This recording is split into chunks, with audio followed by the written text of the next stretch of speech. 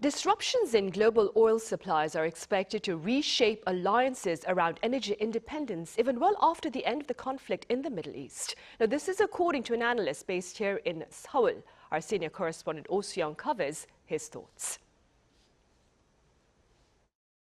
The impact of the Middle East conflict could stretch far beyond the battlefield, shaking not only energy markets but the global order itself.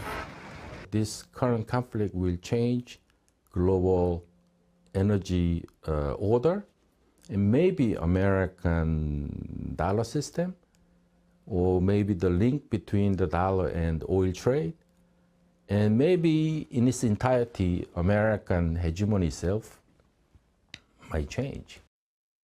That's according to Kim Younkyoo, a leading Korean policy advisor on global energy politics.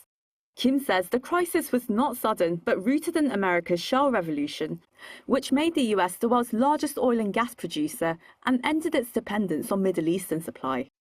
Ironically, the fact that America has become independent of Middle Eastern oil made Saudi and Middle Eastern countries look to China. Because most of oil exports that were directed to the United States now redirected to China. Iran, I think, is the best example. 90% of Iranian oil exports go to China. The expert says this posed a direct threat to the petrodollar system, in which oil is priced in dollars, pumping up the American economy and its geopolitical dominance. By attacking Middle East, I think the immediate impact will be Korea, Japan, even China, to make sure that their energy system is okay. They want to diversify away from the Middle East. The first country they look to will be American. American oil, American gas, which is what Korea is doing. But Kim says any short-term gain for Washington could come at a far higher long-term cost. As the conflict stretches on and the Strait of Hormuz becomes increasingly weaponized, the dollar's grip on global oil trade and regional politics is under direct pressure.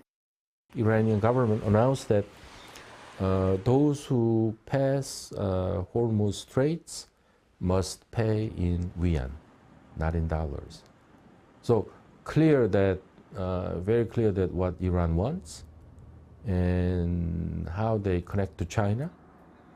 And that's why China trying to broker peaceful negotiation between Iran and Saudi Arabia. With geopolitical fault lines deepening, Kim says the implications for South Korea are stark. Seoul has long been a downstream refiner, relying on major producers for supply, then processing that energy for global markets. But Kim warns that model now looks increasingly vulnerable. Kim says diversification and upstream investment are critically needed, as well as a shift to renewables. As the old energy order begins to fracture, countries like South Korea cannot afford to wait to adapt. Oh Soo-young, ArirangNews.